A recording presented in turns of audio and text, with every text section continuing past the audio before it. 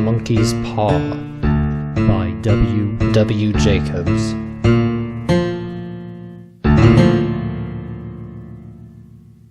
Be careful what you wish for, you may receive it.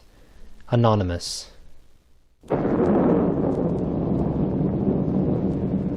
Outside, the night was cold and wet, but in the small living room the curtains were closed and the fire burned brightly. Father and son were playing chess, the father, whose ideas about the game involved some very unusual moves, putting his king into such sharp and unnecessary danger that it even brought comment from the white-haired old lady knitting quietly by the fire. "Listen to the wind," said Mr. White, who, having seen a mistake that could cost him the game after it was too late, was trying to stop his son from seeing it. "I'm listening," said the son, seriously studying the board as he stretched out his hand. "Check." "I should hardly think he'll come tonight," said his father, with his hand held in the air over the board. "Mate," replied the son. "That's the worst of living out so far," cried Mr. White with sudden and unexpected violence. "Of all the awful out-of-the-way places to live in, this is the worst. Can't walk on the footpath without getting stuck in the mud and the roads or river. I don't know what the people are thinking about. I suppose they think it doesn't matter because only 2 houses in the road have people in them." "Never mind, dear," said his wife calmly. "And perhaps you'll win the next one." Mr. White looked up sharply, just in time to see a knowing look between mother and son. The words died away on his lips, and he hid a guilty smile in his thin gray beard. "There he is," said Herbert White, as the gate banged shut loudly and heavy footsteps came toward the door. The old man rose quickly and opened the door, was heard telling the new arrival how sorry he was for his recent loss. The new arrival talked about his sadness, so that Mr. White said "tut-tut," and coughed gently as her husband entered the room, followed by a tall, heavy-built, strong-looking man, whose skin had the healthy reddish color associated with outdoor life, and whose eyes showed that he could be a dangerous enemy. "Sergeant Major Morris," he said, introducing him to his wife and son, Herbert. The sergeant major shook hands and, taking the offered seat by the fire, watched with satisfaction as Mr. White got out whiskey and glasses. After the 3rd glass, his eyes got brighter and he began to talk. The little family circle listened with growing interest to this visitor from distant parts, as he squared his broad shoulders in the chair and spoke of wild scenes and brave acts, of wars and strange people. 21 years of it," said Mr. White, looking at his wife and son. "When he went away, he was a thin young man. Well, now, look at him." "He doesn't seem to have taken much harm," said Mrs. White politely. "I'd like to go to India myself," said the old man. "Just to look around a bit, you know." "Better where you are," said the sergeant major, shaking his head. He put down the empty glass and, sighing softly, shook it again. "Well, I should like to see those old tempers and fakirs and the street entertainers," said the old man. "What was that you started telling me the other day about a monkey's paw or something, Morris?" "Nothing," said the soldier quickly. "At least, nothing worth hearing." "Monkey's paw?" said Mrs. White curiously. "Well, it's just a bit of what you might call magic, perhaps," said the sergeant major without first stopping to think. His 3 listeners leaned forward excitedly. Deep in thought, the visitor put his empty glass to his lips and then set it down again. Mr. White filled it for him again. "To look at it," said the sergeant major, feeling about in his pocket, "it's just an ordinary little paw, dried to a mummy." He took something out of his pocket and held it out for them. Mrs. White drew back with a look of disgust, but her son, taking it, examined it curiously. "And what is there special about it?" asked Mr. White as he took it from his son, and having examined it, placed it upon the table. "It had a spell put on it by an old fakir," said the sergeant major. "A very holy man. He wanted to show that fate ruled people's lives, and that those who tried to change it would be sorry. He put a spell on it so that 3 different men could each have 3 wishes from it." The way he told this story showed that he truly believed it, and his listeners became aware that their light laughter was out of place and it hurt him a little. "Well, why don't you have 3, sir?" said Herbert cleverly. The soldier looked at him in the way that middle-aged usually look at disrespectful youth.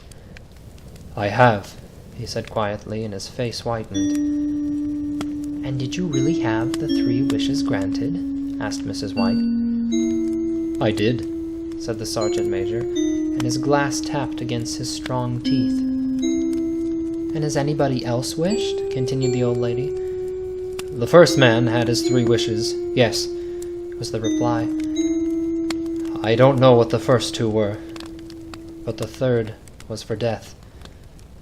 Well, that's how I got the paw." His voice was so serious that the group fell silent. "Well, if you've had your 3 wishes, then it's no good to you now then, Morris," said the old man at last. "What do you keep it for?" The soldier shook his head. "Fancy, I suppose," he said slowly. "I did have some idea of selling it, but I don't think I will. It has caused me enough trouble already. Besides, people won't buy. They think it's just a story, some of them, and those who do think anything of it want to try it first and pay me afterward." "If you could have another 3 wishes," said the old man, watching him carefully, "would you have them?" "I don't know," said the other. "I don't know." He took the paw, and holding it between his front finger and thumb, suddenly threw it upon the fire. Mr. White, with a slight cry, quickly bent down and took it off. "Better let it burn," said the soldier sadly, but in a way that let them know he believed it to be true. "Well, if you don't want it, Morris," said the other, "give it to me." "I won't," said his friend with stubborn determination. "I threw it on the fire. If you keep it, don't hold me responsible for what happens. Throw it on the fire like a sensible man, for God's sake." The other shook his head and examined his possession closely. "How do you do it?" he asked. "Hold it up in your right hand, and state your wish out loud so that you can be heard," said the sergeant major, "but I warn you of what might happen." "Sounds like the Arabian Nights," said Mrs. White, as she rose and began to set the dinner. "Don't you think you might wish for 4 pairs of hands from me?" Her husband drew the talisman from his pocket, and all 3 laughed loudly as the sergeant major, with a look of sudden alarm on his face, caught him by the arm. "If you must wish," he demanded, "wish for something sensible." Mr. White dropped it back in his pocket, and, placing chairs, motioned his friend to the table. In the business of dinner, the talisman was partly forgotten, and afterward the 3 sat fascinated as they listened to more of the stories of the soldier's adventures in India.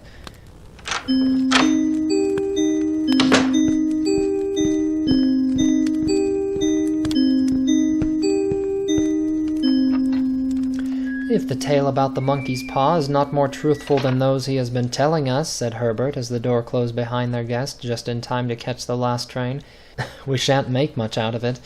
"Did you give anything for it, father?" asked Mrs. White, watching her husband closely. "A little," said he, coloring slightly. "He didn't want it, but I made him take it. And he pressed me again to throw it away." "Not likely," said Herbert, with pretended horror. "Why, we're going to be rich and famous and happy." Smiling, he said, "Wish to be a king, father, to begin with. Then mother can't complain all the time." He ran quickly around the table, chased by the laughing Mrs. White, armed with a piece of cloth. Mr. White took the paw from his pocket and eyed it doubtfully. "I don't know what to wish for, and that's a fact," he said slowly. "It seems to me I've got all I want." "If you only paid off the house, you'd be quite happy, wouldn't you?" said Herbert, with his hand on his shoulder. "Well, wish for £200, then. That'll just do it." His father, smiling, and with an embarrassed look for his foolishness in believing the soldier's story, held up the talisman. Herbert, with a serious face, spoiled only by a quick smile to his mother, sat down at the piano and struck a few grand chords. "I wish for £200, said the old man clearly. A fine crash from the piano greeted his words, broken by a frightened cry from the old man. His wife and son ran toward him. "It moved!" he cried, with a look of horror at the object as it lay on the floor. "As I wished, it twisted in my hand like a snake."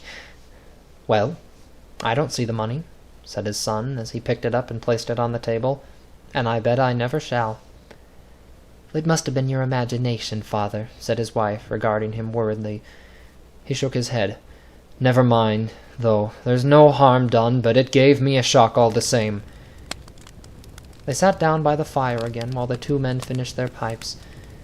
Outside, the wind was higher than ever, and the old man jumped nervously at the sound of a door banging upstairs. An unusual and depressing silence settled on all three, which lasted until the old couple got up to go to bed. "I expect you'll find the cash tied up in a big bag in the middle of your bed," said Herbert as he wished them good night, "and something horrible sitting on top of your wardrobe watching you as you pocket your ill-gotten money." Herbert, who normally had a playful nature and didn't like to take things too seriously, sat alone in the darkness looking at the dying fire. He saw faces in it, and the last so horrible and so simian that he stared at it in amazement. It became so clear that, with a nervous laugh, he felt on the table for a glass containing some water to throw over it. His hand found the monkey's paw, and with a little shake of his body he wiped his hand on his coat and went up to bed.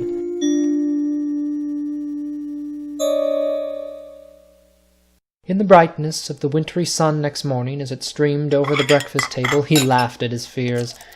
The room felt as it always had, and there was an air of health and happiness which was not there the previous night.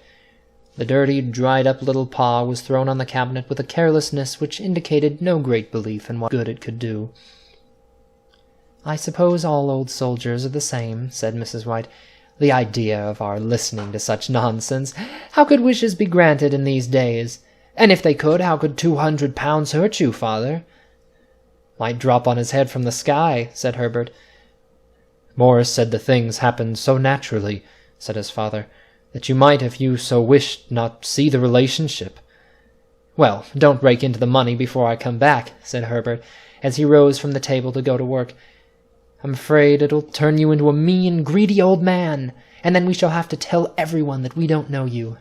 His mother laughed, and following him to the door, watched him go down the road, and returning to the breakfast table, she felt very happy at the expense of her husband's readiness to believe such stories.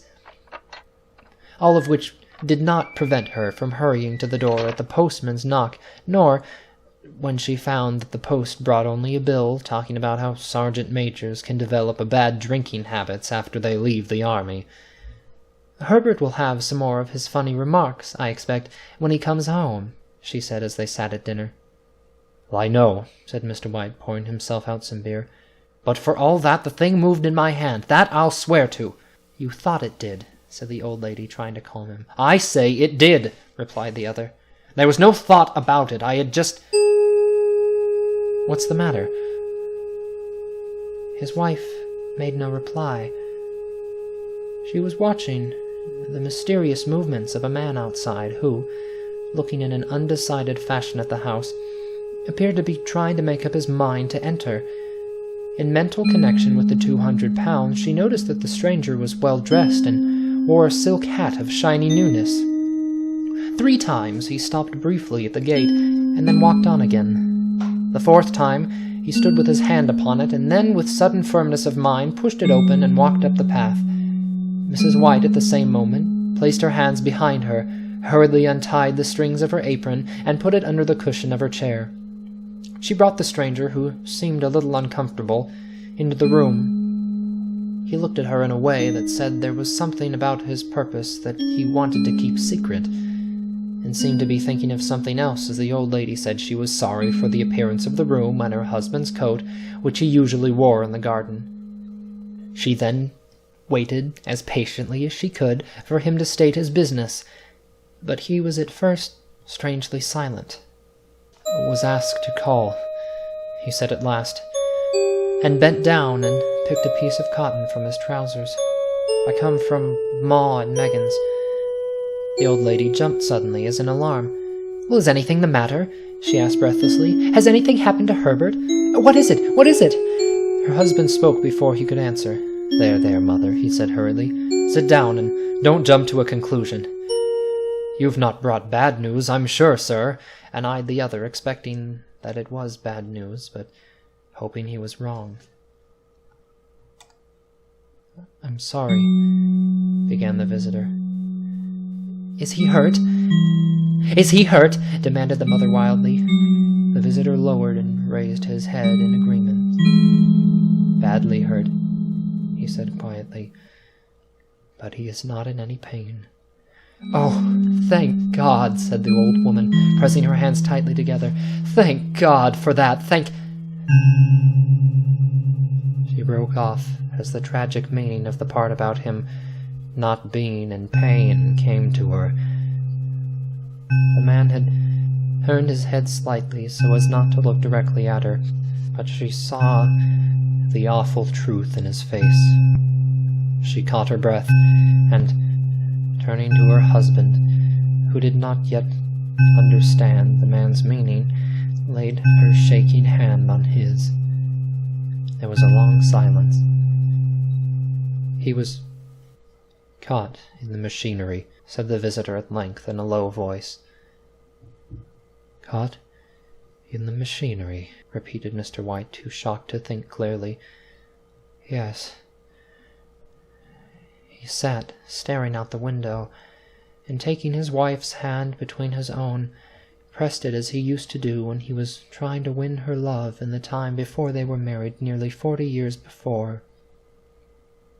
"He was the only one left to us," he said, turning gently to the visitor. "It is hard." The other coughed, and rising, walked slowly to the window. "The firm wishes me to pass on their great sadness about your loss," he said, without looking round. "I ask that you please understand that I am only their servant and simply doing what they told me to do." There was no reply. The old woman's face was white, her eyes staring and her breath unheard. On the husband's face was a look such as his friend the sergeant major might have carried into his first battle.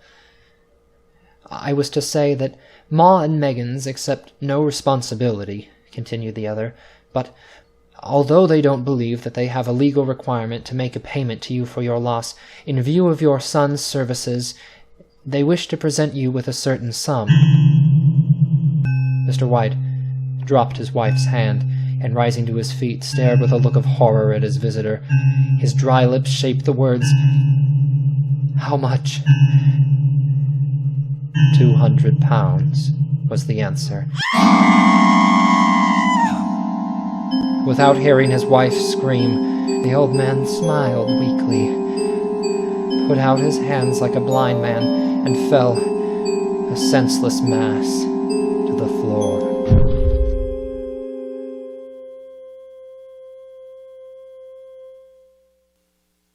In the huge new cemetery, some 2 miles away, the old people buried their dead, and came back to the house, which was now full of shadows and silence. It was all over so quickly that at first they could hardly realize it, and remained in a state of waiting for something else to happen, something else which was to lighten this load, too heavy for old hearts to bear. But the days passed, and they realized that they had to accept the situation, the hopeless acceptance of the old. Sometimes they hardly said a word to each other, for they now had nothing to talk about, and their days were long to tiredness.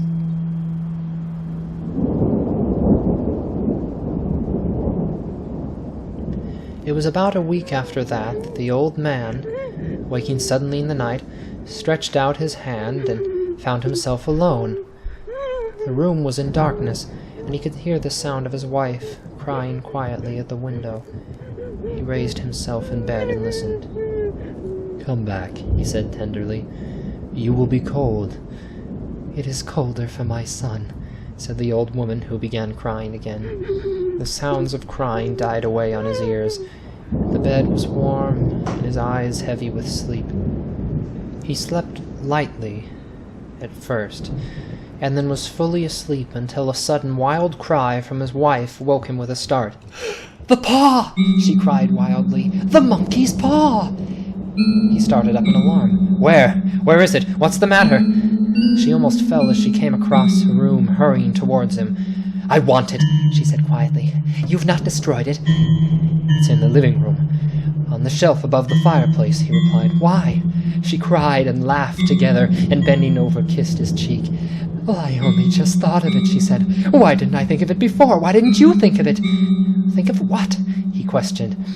"The other 2 wishes," she replied quickly. "We've only had one." "Was that enough?" he demanded angrily. "No," she cried excitedly. "We'll have one more. Go down and get it quickly, and wish our boy alive again." The man sat up in bed and threw the blankets from his shaking legs. "Good God, you are mad!" he cried, struck with horror. "Get it," she said, breathing quickly. "Get it quickly, and wish... Oh, my boy, my boy!" Her husband struck a match and lit the candle. "Get back to bed," he said, his voice shaking. "You don't know what you are saying." "We had the first wish granted," said the old woman desperately. "Why not the second?" "A coincidence," said the old man. "Go get it and wish," cried his wife, shaking with excitement. The old man turned and looked at her, and his voice shook. "He has been dead 10 days. And besides, I would not tell you before, but I could only recognize him by his clothing. If he was too terrible for you to see then, how now?" "Bring him back," cried the old woman, and pulled him towards the door. "Do you think I fear the child I have nursed?" He went down in the darkness and felt his way to the living room and then to the fireplace. The talisman was in its place on the shelf, and then a horrible fear came over him that the unspoken wish might bring back the broken body of his son before he could escape from the room. He caught his breath as he found that he had lost the direction of the door. His forehead cold with sweat, he felt his way around the table and along the walls until he found himself at the bottom of the stairs with the evil thing in his hand. Even his wife's face seemed changed as he entered the room. It was white and expectant, and his fears seemed to have an unnatural look upon it. He was afraid of her. "Wish!" she cried in a strong voice. "Is foolish and wicked," he said weakly. "Wish!" repeated his wife.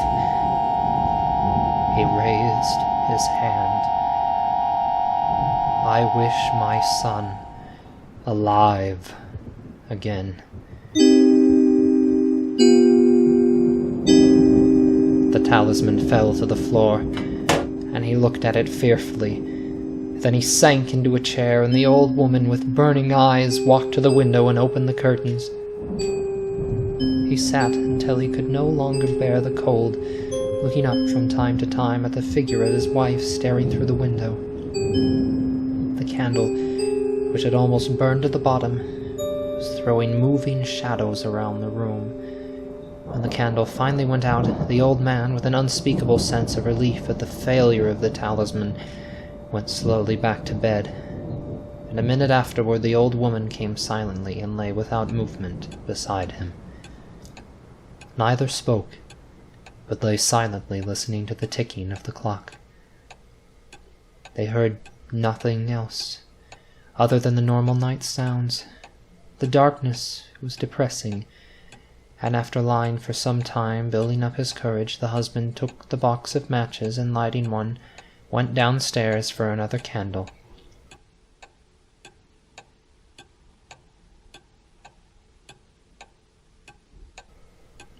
At the foot of the stairs the match went out, and he stopped to light another. And at the same moment a knock sounded on the front door. It was so quiet that it could only be heard downstairs, as if the one knocking wanted to keep their coming a secret. The matches fell from his hand. He stood motionless, not even breathing, until the knock was repeated. Then he turned quickly back to his room and closed the door behind him. A third knock sounded through the house. "What's that?" cried the old woman, sitting up quickly. "A rat," said the old man shakily. "A rat! It passed me on the stairs." His wife sat up in bed listening. A loud knock echoed again through the house. "It's Herbert!" she screamed. "It's Herbert!" She ran to the door, but her husband was there before her, and catching her by the arm, held her tightly. "What are you going to do?" he asked in a low, scared voice. "It's my boy! It's Herbert!" she cried, struggling automatically. "I forgot it was 2 miles away! What are you holding me for? Let go, I must open the door!" "For God's sake, don't let it in!" cried the old man, shaking with fear. "You're afraid of your own son!" she cried, struggling. "Let me go!" "I'm coming, Herbert! I'm coming!" There was another knock, and another. The old woman, with a sudden pull, broke free and ran from the room. Her husband followed to the top of the stairs and called after her as she hurried down. He heard the chain pulled back and the bottom lock open. Then the old woman's voice, desperate and breathing heavily. "The top lock!"